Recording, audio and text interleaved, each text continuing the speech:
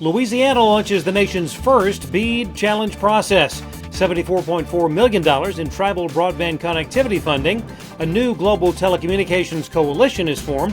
An FCC vote on net neutrality goes on the agenda. And Dish Network gets hit with the first ever fine over orbital space debris. Those stories and more on This Week in the Broadband Universe. Hello, everyone, and welcome. I'm Craig Corbin. Louisiana's state broadband agency, Connect LA, on Friday became the first in the nation to launch its BEAD program challenge process, an evidence-based review of broadband availability data. Connect LA was also the first to receive NTIA approval of their Volume 1 initial proposal back on September the 19th. Broadband providers in Louisiana will have from November 8th through December the 8th to rebut challenges with evidence.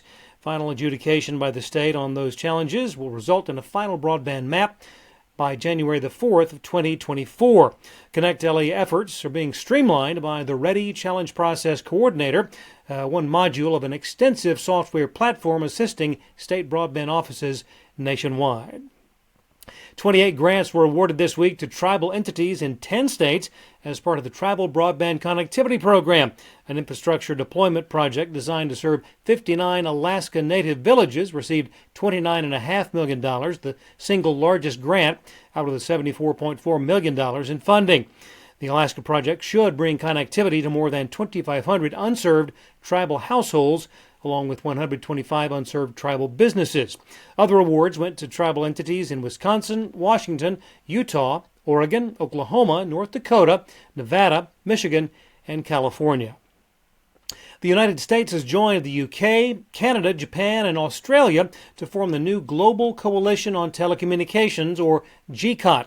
The coalition will focus on the shared priorities of open networks and diversifying the telecom supply chain, along with building broader international consensus on telecommunications policy, promoting innovation and growth opportunities for industry. Also included in GCOT's 5 areas of focus: telecom security and resilience. Concern over interpretation of the Broadband Equity Access and Deployment Middle-Class Affordability Requirement.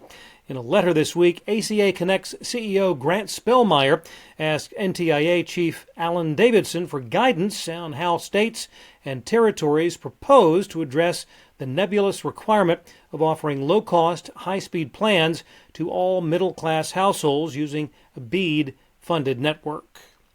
Confirmation this week on the renominations of Jeffrey Starks and Brendan Carr to new terms on the Federal Communications Commission. The 5-year term for Carr, retroactive to July 1st of this year. The 5-year term for Starks, retroactive to July 1st of 2022. The confirmation of both Starks and Carr, along with the recent confirmation of new Commissioner Ana Gomez, expected to provide for a lengthy period of time with all 5 seats filled on the Commission. In other FCC news, a tentative agenda for the Commission's next open meeting, which is slated for October the 19th, includes votes on proposed net neutrality rules, new rules for video accessibility, wireless emergency alerts, and use of 6 gigahertz band. And in the category of someone needs to turn in their overdue homework, the U.S. Court of Appeals for the D.C. Circuit has issued a ruling ordering the FCC to complete their quadrennial review of broadcast station ownership rules within the next 90 days. Interestingly, this ruling was not about the 2022 quadrennial review, which is also late, but rather the 2018 review. The FCC has a statutory obligation to review broadcast ownership rules every 4 years. North Carolina's Completing Access to Broadband program has awarded $22 million for projects in the Tar Heel State.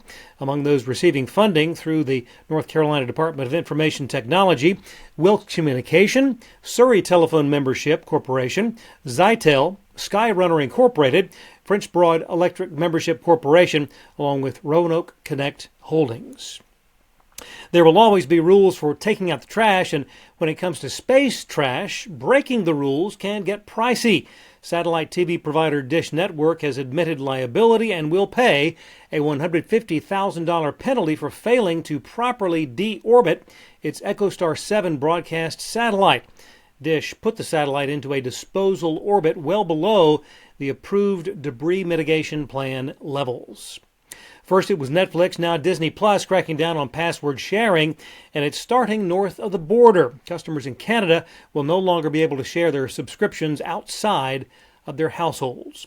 And finally, if you've ever wondered which sports are the most popular among TV viewers, Reviews.org has conducted a survey just so that you'll wonder no more.